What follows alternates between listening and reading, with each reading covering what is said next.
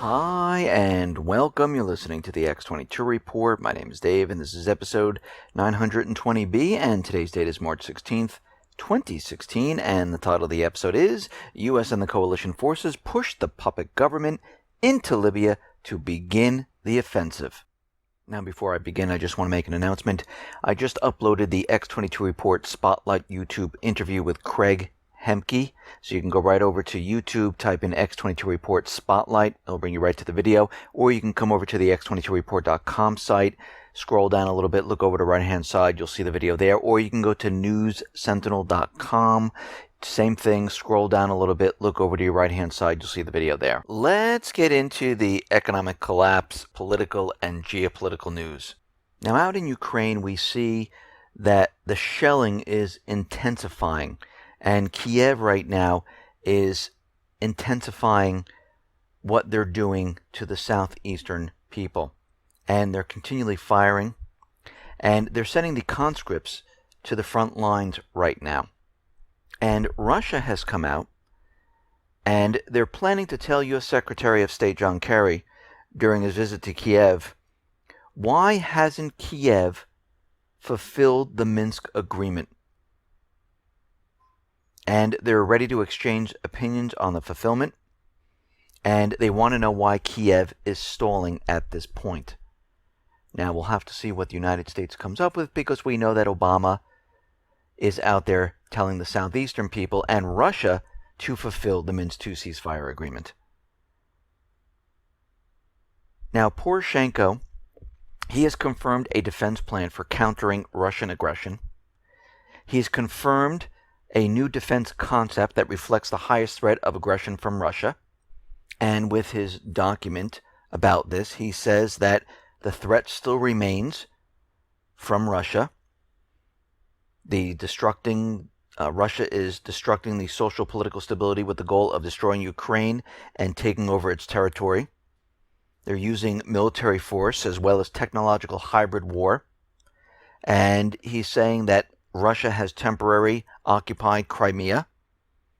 And they're taking further actions to destabilize the situation in the region, specifically the Baltic area, the Caspian Seas, the Black Sea. And we can see at this point that they are preparing to go after Russia once again. And they're going to continually do this until they get a war started. This is their main objective. We see out in Libya, the Security Council today, they extended the mandate of the United Nations Support Mission in Libya until June 15th. Recognizing the need for a short-term extension so it can continue working with the country to establish a unity government. Now, out in Libya, we see the proxy army for the United States government central bankers. They are still working to create chaos in the region. And what they normally do is they hit the infrastructure of the country to force the people into saying, we need help, we need help. So right now they have their proxy army hitting water plants near Libyan oil fields. And the water plant is part of the Great Man-Made River, which was built by Muammar Gaddafi to pipe water from the desert wells to coastal communities. And we see that they did this in Syria, where they hit the infrastructure, the power infrastructure, the water systems. And the U.S. always takes this approach. They like to destroy the infrastructure of the country so the people suffer. Look what's happening in Yemen. Look at Lebanon. Look at Libya. Look at Ukraine. They continually do the same thing. It's the same MO. Now, the unity government, they're trying to force their way into Tripoli.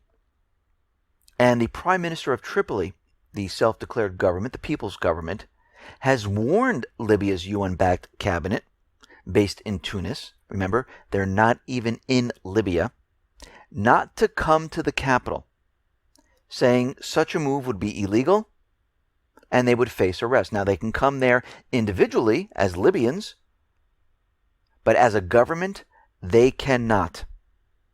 And we know that France, the United States, the coalition forces, they want the unity government inside of Libya to push a major offensive in this area so they can wipe out those people who are against the new puppet regime. And of course, they're going to call them terrorists. They'll call them Al-Qaeda. They'll call them the Islamic State at that point, because you have to remember, once the puppet government is in place, all those people who oppose the government, they are the terrorists. They call them Al-Qaeda, the Islamic State. In a country where they're trying to remove the government and replace it with a puppet government, they use their proxy army and they call it the Islamic State, Al-Qaeda. And they call it terror. So they use it in both ways. Because remember, the legislation that's in Congress that was passed back in 2001 allows the United States to go after Al-Qaeda in any country in the Middle East. They're trying to amend this and make it the Islamic State, Boko Haram, or any other terrorist organization. But that legislation has not passed. Out in Yemen, we see a watchdog, a human rights watchdog, is saying that the United States should stop selling arms to Saudi Arabia because they could be held accountable for the war crimes committed in Yemen because they're selling them cluster bombs. And the Saudi Arabia mercenary army, used to be Blackwater, now it's Dynacorp, they're hitting infrastructure, killing women, children. They're trying to make the people suffer once again to accept the puppet government. And we know that the United States is orchestrating this entire thing. They're orchestrating everything in the Middle East. Remember, all of this is dependent on the petrodollar. That's the only reason the U.S. is there, oil and the petrodollar. Because they want their system to continue, because they make a lot of money on this system. Now, the people suffer on this system because the central banks, their system always fizzles and dies out, and it always leaves the people in debt. And those people at the top always make out like bandits. And they love this system. And they like to restart it once it's completely destroyed and done with. But they want to blame it on someone else so they can restart the entire system once again. Now, Russia has temporarily banned imports of Turkish pepper and pomegranates. And we can see they're continually with different sanctions and banning certain products from Turkey. Remember, they shot down a Russian jet trying to provoke a war. And Victoria Nuland, the Assistant Secretary of State for European and Eurasian Affairs, said it doesn't matter what Russia does. So what? They pulled out some of their military in Syria.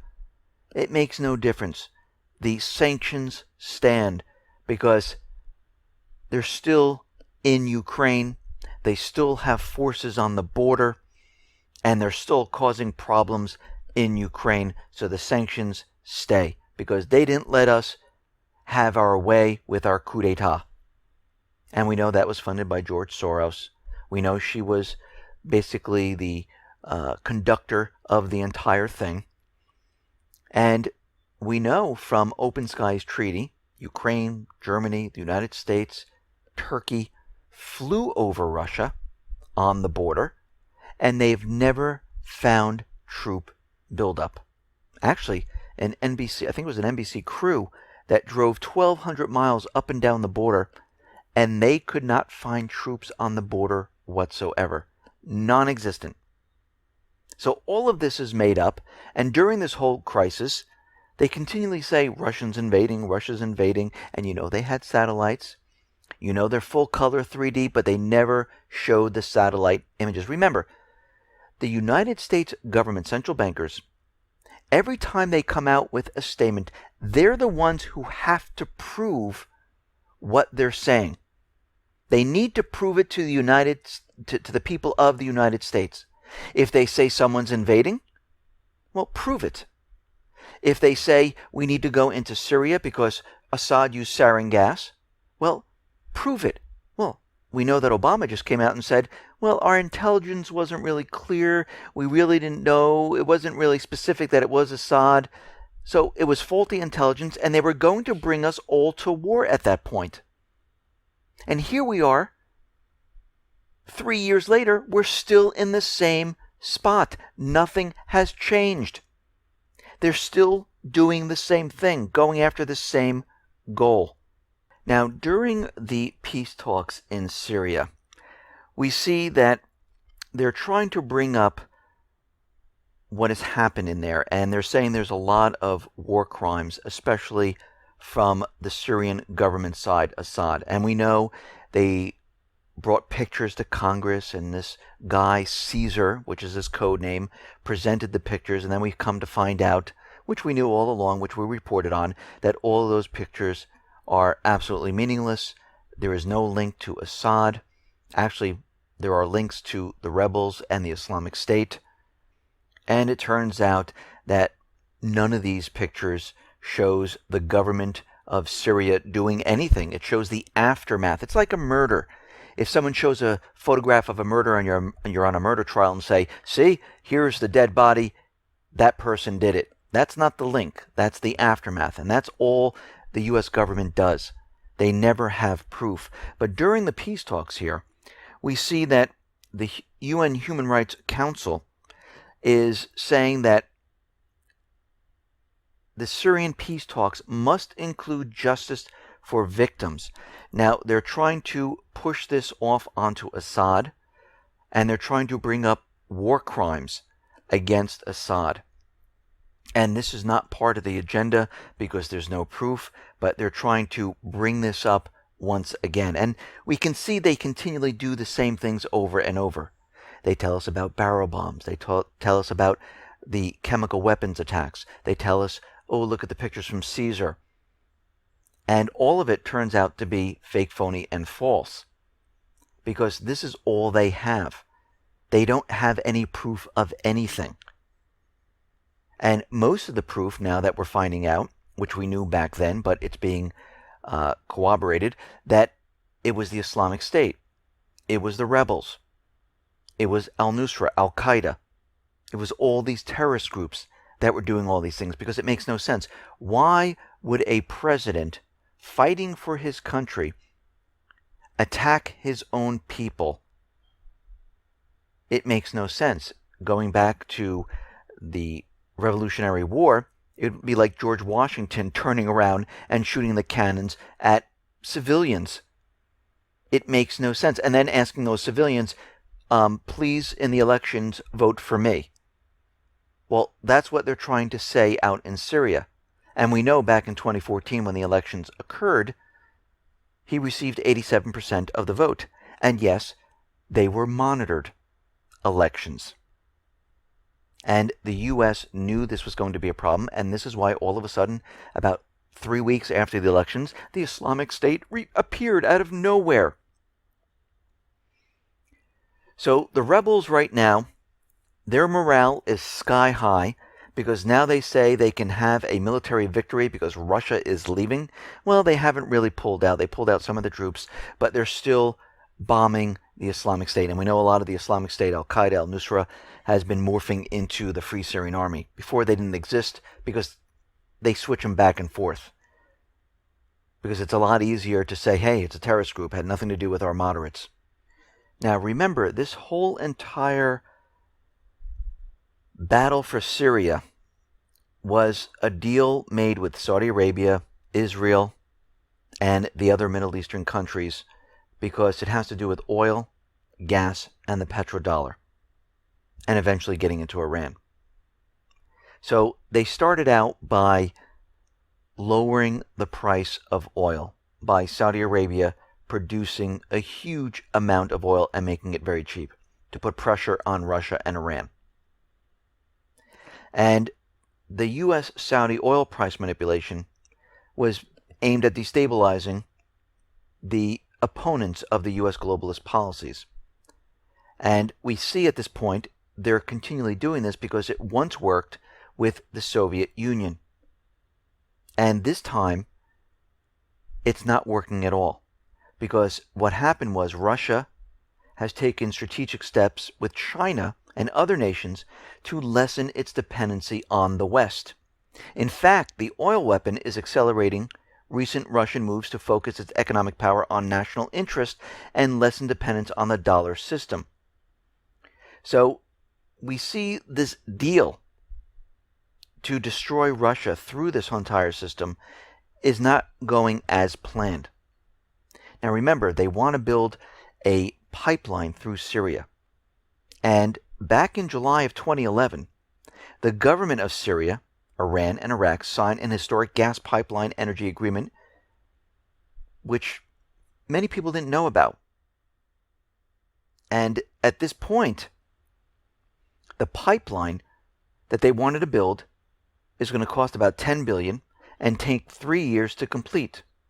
And it would run from the Iranian port near the South Pars gas field in the Persian Gulf to Damascus in Syria via Iraq territory. The agreement would make Syria the center of assembly and production in conjunction with reserves of Lebanon. This is a geopolitically strategic space and geographically opens the first time extending from Iran to Iraq, Syria, and Lebanon. And right after they signed this agreement in August 16th of 2011, they found a huge amount of gas in the central region of Syria near Homs, and Gazprom, with Assad in power, would be a major investor or operator of the new gas fields in Syria. And Washington saw this and said, well, this cannot happen because it would allow Syria to control the Middle East.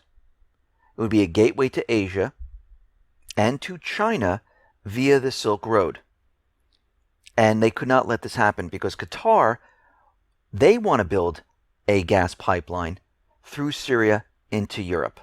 And they want to do the same thing. And this is why we are doing this, because Syria holds the key to all of this. And this is why the U.S. is there, because of the petrodollar, because of gas, oil, pipelines. Has nothing to do with freedom, democracy, an uprising because he's mean, or anything like that. It has to do with their system. That is it.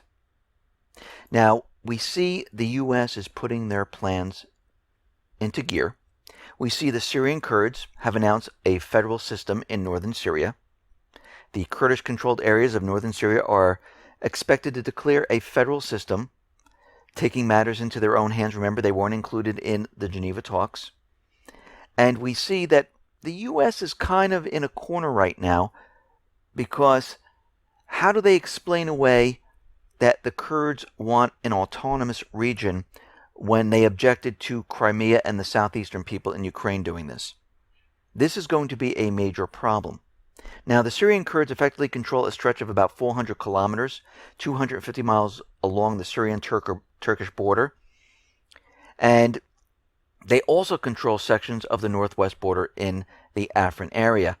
Now, they're doing this because this is part of the U.S.'s plan. Now, they're going to say, oh, no, we don't want this to happen. We don't want to split up Syria or Iraq or anything else, but we know this is all part of their plan. And we see at this point that they're going to be pushing this plan forward. And we know that there's been military drills. We know that military assets are in place. We know NATO has their ships. Germany has their ships. UK has their ships in the Aegean Sea. We know the Middle Eastern countries, Saudi Arabia, Turkey, the US, and the other coalition forces have brought in military assets and troops, preparing and getting ready for something big. President Obama will travel to Saudi Arabia in April to meet with the Gulf nations to discuss the Islamic State, Mideast security concerns, and other things. And we can see at this point that everything is building up for this major event. Now, a lot of people are saying that this is going to happen in April and May. We know there's elections in Syria in April, parliamentary elections. We know the peace talks are going on right now. We know everything is set up and positioned for this. And we're going to have to watch and see how this unfolds. because we know the goal is always the same and has not changed at all. Going back 5-6 years, they just keep on coming up with new plans, going after the same thing. Now, military experts right now say the U.S. needs to prepare for satellite attacks. They're saying China and Russia, they're preparing to attack U.S. intelligence and military satellites. Now, we know they're in Congress right now because they want more money. They're saying their adversaries are developing kinetic, directed energy and cyber tools to deny, degrade, and destroy our space capabilities. This is coming from General John Hyten. And you know what they're saying is, please give us more money. We need to scare you into giving us more money. Why would Russia and China hit the satellites at this point? Yes, maybe after the United States provokes them into war and they start World War III, they might try hitting the satellites. But if they start hitting the satellites in space, it blows the satellites up. There's pieces floating everywhere. Those pieces could fly into their satellites. So at this point, it makes no sense for them to do this. So what they're doing at this point is they're scaring people, because they know eventually what's going to happen is they're going to continually provoke these countries until they get a war started. And if you notice, they need this fear to fund the military complex, to get more funding. Of course, a lot of this funding disappears, but they need it to build up the forces, because they know eventually they're going to be pushing war, because they need to cover up this entire collapse of the system. Listen, everyone, thanks a lot for listening. Be well, be safe, and especially be prepared. Thanks a lot.